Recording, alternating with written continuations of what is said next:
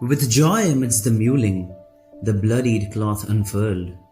A sorrow began unspooling when she said, "It's a girl." It was but their worst fear, claimed as curse of a demon.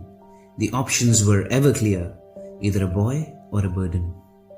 Silently in a noisy gloom, it was now about acceptance. They were all back home soon, and then began their penance. Raised in a so-called palace, material formed the illusion. No, she wasn't a princess, the palace became her prison. Then came the adolescence and the innocent young soul, getting nothing but ignorance from society as a whole. School began her struggle, alone she walked that road.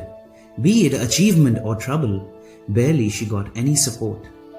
Even the little freedom she had soon was rendered dead. She hadn't done anything bad, but for the first time she had bled. Slowly, gracefully and poised, forced to walk a given route, silenced at expressing choice, she grew up to be a mute. Barely pulling the anchor, she completed her basic education. Whether it was love or anger, she had concealed all emotion.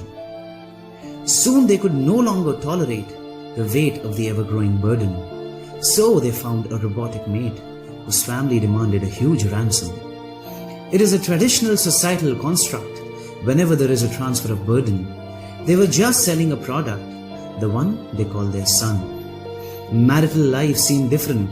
She regained the ability to dream, but that dream was just apparent, short-lived and not as it seemed. That joy came from maternity when she started carrying a life. She was only serving her destiny as a machine he called his wife. Then came the judgment day, and all her dreams were torn. Fortune for her had lost its way. Yet again a girl was born. She could never hope to be forgiven after having done that dreadful deed. Thus she was left forever forsaken for lending her womb to a female seed. Then began the maternal damnation, trapped in the hopeless cave. She still served them with conviction, just as that of a slave. With bones brittle but spirit alive, she lent her service tirelessly, only used as means to thrive, otherwise abandoned helplessly. The cycle of abandonment came to an end when her service became futile. To a community home she was sent and found rest only in exile. Sans teeth, sans strength, sans sanity, dwelling in her long-lost dreams, sans friends, sans love, sans family, she dreamt how it could have been. Different would be her journey, plethora she could have obtained.